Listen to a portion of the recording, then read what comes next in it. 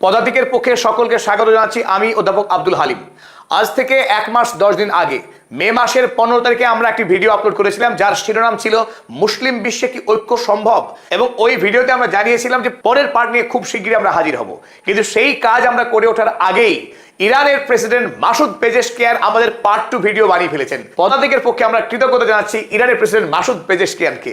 যদিও এটা ধৃষ্টতা মনে হতে পারে, কিন্তু গোটা মুসলিম বিশ্ব এতদিন ধরে যে স্বপ্ন দেখে এসেছে যে পৃথিবীর সমস্ত মুসলিম রাষ্ট্রগুলো অন্তত ঐক্যবদ্ধ হবে কিছু মৌলিক প্রশ্নে, আর মুসলিম রাষ্ট্রগুলো নিজেদের মধ্যে অনৈক্যের কারণেই পশ্চিমী বিশ্ব, বিশেষ করে মধ্যপ্রাচ্যে ইসরায়েল রাষ্ট্র এতদিন ধরে নির্বিচারে প্যালেস্টাইন, লেবানন, সিরিয়াতে ধারাবাহিকভাবে গণহত্যা চালিয়ে আসছিল, এবং গোটা পৃথিবীতে মুসলিমদের বিরুদ্ধে একটার পর একটা মিথ্যা ন্যারেটিভ ছড়িয়ে গোটা পৃথিবীর মুসলিম জাতিকে অবদমিত করে রাখা হচ্ছিল।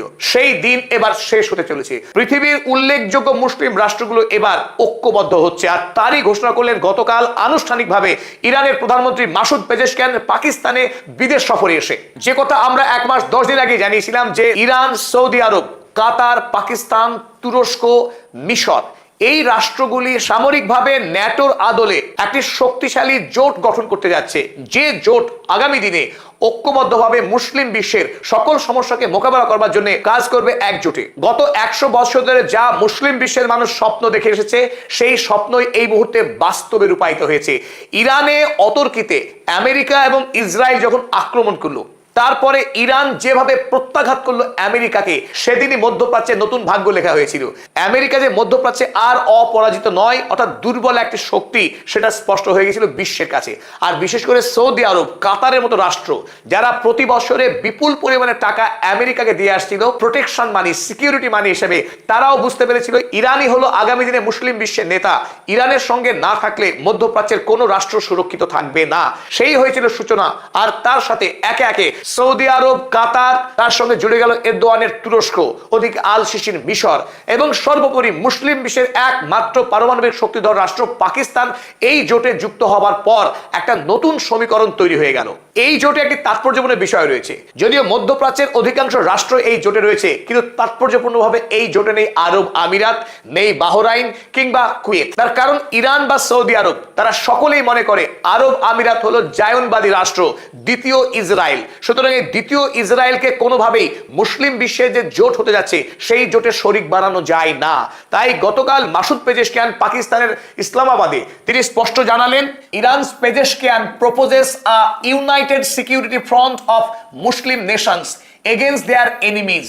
ইরানের রাষ্ট্রপতি মাসুদ পেজেশকিয়ান তিনি প্রস্তাব ব্যক্ত করেছেন যে পৃথিবীর শক্তিশালী মুসলিম রাষ্ট্রগুলো ঐক্যবদ্ধভাবে তারা একটি নিরাপত্তার জোট তৈরি করবে, আর সেই জোট তাদের পশ্চিমী শত্রুদের বিরুদ্ধে ঐক্যবদ্ধভাবে লড়াই করবে। আর এই জোটে কারা কারা আছে মাসুদ পেজেশকিয়ান পরিষ্কার করে উল্লেখ করেছেন সেই সমস্ত রাষ্ট্রগুলির নাম: পাকিস্তান, কাতার, সৌদি আরব, ইজিপ্ট এবং টার্কি। ইরানের সঙ্গে এই 5 রাষ্ট্র মিলিত হয়ে 6টি রাষ্ট্রের একটা মহা জোট তৈরির ঘোষণা করলেন মাসুদ পেজেশকিয়ান।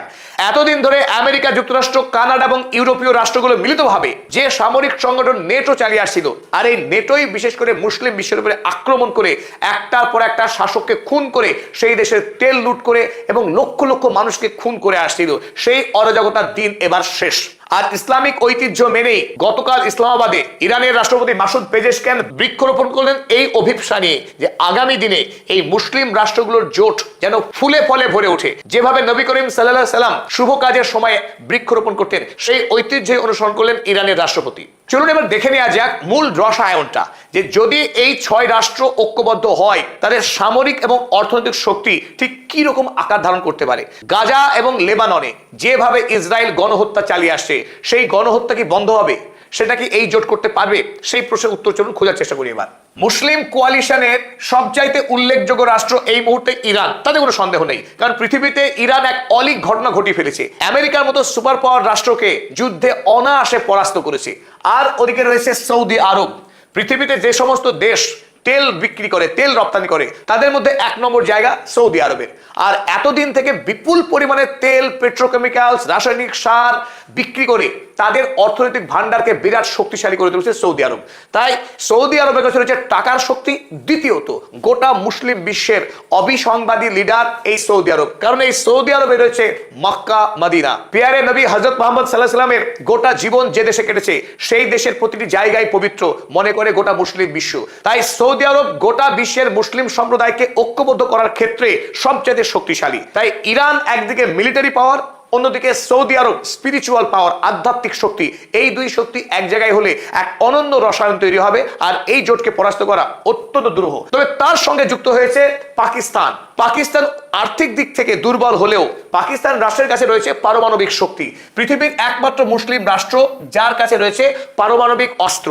আর এই বলেই বর্তমানে গোটা মুসলিম রাষ্ট্রগুলোর কাছে অত্যন্ত জনপ্রিয়, তার কদর বেড়েছে পাকিস্তান রাষ্ট্রের। এমনকি সাম্প্রতিক সময়ে আমেরিকার সঙ্গে ইরানের যে MOU স্বাক্ষরিত হলো, সেই মৌ স্বাক্ষরের ক্ষেত্রে পাকিস্তান অত্যন্ত গুরুত্বপূর্ণ ভূমিকা পালন করেছে। আমেরিকার রাষ্ট্রপতি, উপরাষ্ট্রপতি ভূয়সী প্রশংসা করছে পাকিস্তানের শাসকদের, শেহবাজ শরীফ কিংবা আসিফ মুনির। স্বাভাবিকভাবে এই মুহূর্তে ভূ রাজনীতিতে পাকিস্তানের গুরুত্ব আগের চাইতে অনেক গুণ বৃদ্ধি পেয়েছে। সেই পাকিস্তান রাষ্ট্র কিন্তু এই ইরান, সৌদি আরব মুসলিম কোয়ালিশনের অন্যতম মুখ হয়ে উঠছে। চতুর্থ গুরুত্বপূর্ণ রাষ্ট্র নিঃসন্দেহে এরদোয়ানের তুরস্ক। তুরস্ক যেটা মুসলিম বিশ্বের কাছে অন্যতম আবেগের জায়গা। অটোমান সাম্রাজ্য একটা সময় ইউরোপ মহাদেশকে শাসন করেছে, এশিয়া মহাদেশের বিস্তীর্ণ অংশ শাসন করেছে। তাই গোটা পৃথিবীতে মুসলিম ঐতিহ্য সংস্কৃতিকে ছড়িয়ে দেওয়ার ক্ষেত্রে অটোমান সাম্রাজ্যের কোনো জুড়ি পাওয়া ভার। এই অটোমান সাম্রাজ্য রোমান সাম্রাজ্যকে ধ্বংস করে তৈরি হয়েছিল। তাই মুসলিম সম্প্রদায়ের একটা বাড়তি আবেগ রয়েছে অটোমান সাম্রাজ্যের সঙ্গে, এই তুরস্কের সঙ্গে। আর পাশাপাশি তুরস্কের ভৌগোলিক অবস্থান এত গুরুত্বপূর্ণ, এশিয়া এবং ইউরোপের সংযোগ স্থলে এই তুর্কি রাষ্ট্র। তাছাড়া তুরস্ক নেটোর সদস্য, তাই নেটোর শক্তি, সমস্ত ইনফরমেশন তুরস্কের কাছে রয়েছে। মিলিটারি প্রশিক্ষণে পৃথিবীর অন্যতম শক্তিশালী রাষ্ট্র তুরস্ক। আর বর্তমানে যে ড্রোন টেকনোলজি, আধুনিক যে যুদ্ধাস্ত্র, সেই যুদ্ধাস্ত্রের তৈরির ক্ষেত্রে তুর্কি পৃথিবীর মধ্যে অন্যতম শক্তিশালী রাষ্ট্র। তাই এই কোয়ালিশনে যেহেতু তুরস্ক যুক্ত হয়েছে, সুতরাং একদিকে ইরানের অসম্ভব ড্রোন এবং মিসাইলের শক্তি, আর তার সঙ্গে তুরস্কের শক্তি যুক্ত হয়ে গেল। পাশাপাশি আরো দুটি গুরুত্বপূর্ণ রাষ্ট্র হচ্ছে এই জোটে। একদিকে কাতার মাত্র কয়েক বছর আগেই ফুটবল বিশ্বকাপ আয়োজন করে গোটা পৃথিবীকে তাক লাগিয়েছে। এই কাতারেই আল জাজিরা নামক একটি টেলিভিশন নেটওয়ার্ক স্থাপন করে বিবিসি, ইংল্যান্ডের সুপ্রাচীন সংবাদ সংস্থা বিবিসিকে টক্কর দিয়ে পরাস্ত করেছে। এমনকি আমেরিকার প্রথম সারির যত মিডিয়া হাউস আছে তাদের প্রত্যেককে ঘোল খাইয়ে ছাড়ছে কাতারের আল জাজিরা। গোটা মুসলিম বিশ্বের মুখপত্র হয়ে উঠেছে আল জাজিরা। আর কাতার হলো সেই দেশ যে দেশের সঙ্গে প্রত্যেকটি মুসলিম দেশের সুসম্পর্ক রয়েছে, প্রত্যেকটি গোষ্ঠীর সুসম্পর্ক রয়েছে। তাই মুসলিম বিশ্বের মধ্যে যদি কোনো অন্তর্দ্বন্দ্ব হয়, কোনো কলহ হয়, সেই কলহকে মেটাবার কাজ দীর্ঘদিন ধরে সাফল্যের সঙ্গে করে আসছে কাতার। তাই কাতারের দোহা শহর মুসলিম বিশ্বের কূটনৈতিক সমাধানের শহর। পাশাপাশি কাতারে রয়েছে বিরাট পরিমাণের অর্থনৈতিক শক্তি। প্রাকৃতিক গ্যাস এবং তেল বিক্রি করে এই কাতার বাদশাদের কাছে বিপুল পরিমাণের টাকা রয়েছে, যে টাকা দিয়ে এমনকি আমেরিকার রাষ্ট্রপতি ডোনাল্ড ট্রাম্পকে মতো কিনে ফেলতে পারে এই কাতার। আর এই গোষ্ঠীর 6 নম্বর রাষ্ট্র হচ্ছে ইজিপ্ট, অর্থাৎ মিশর। মানব সভ্যতার সাথে প্রাচীন যে দেশ ইজিপ্ট, সেই ইজিপ্টেই বর্তমান যে সুয়েজ ক্যানাল, যে সুয়েজ ক্যানালের গুরুত্ব অপরিসীম। এই সুয়েজ ক্যানাল যদি একবার বন্ধ হয়ে যায়, এশিয়া এবং ইউরোপের বাণিজ্য শেষ। তাই গোটা পৃথিবীর অন্যতম লাইফ লাইন সুয়েজ ক্যানাল, যা মিশরের নেটওয়ার্ক রয়েছে লার্জেস্ট কনভেনশনাল মিলিটারি অ্যাসেটস। মুসলিম বিশ্বের সবচেয়ে বৃহত্তম সামরিক শক্তি রয়েছে এই দেশের।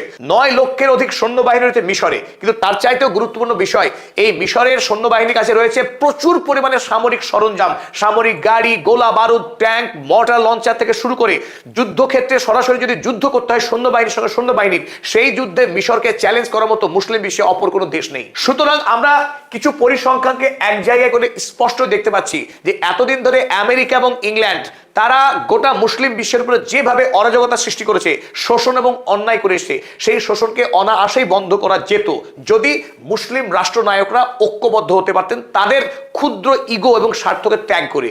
কিন্তু গাজা ভূমিতে 2023 সালের পর থেকে যেভাবে ইসরায়েল ধারাবাহিক গণহত্যা চালিয়ে এসেছে, আজও যেভাবে সেখানকার মানুষদেরকে উকুন মারার মতো খুন করছে ইসরায়েল, 17 লক্ষের মতো মানুষকে খাদ্য, পানীয় জল, বিদ্যুৎ, বেঁচে থাকার জন্য ন্যূনতম যেটুকু পরিষেবা দরকার, হাসপাতাল বা ঔষধের সমস্ত সুবিধা বঞ্চিত করে এই বিরাট ফিলিস্তিনি জনতাকে খুন করছে ইসরায়েল। ওদিকে ওয়েস্ট ব্যাংকে প্রতিদিন নতুন নতুন এলাকা দখল করছে ইসরায়েল।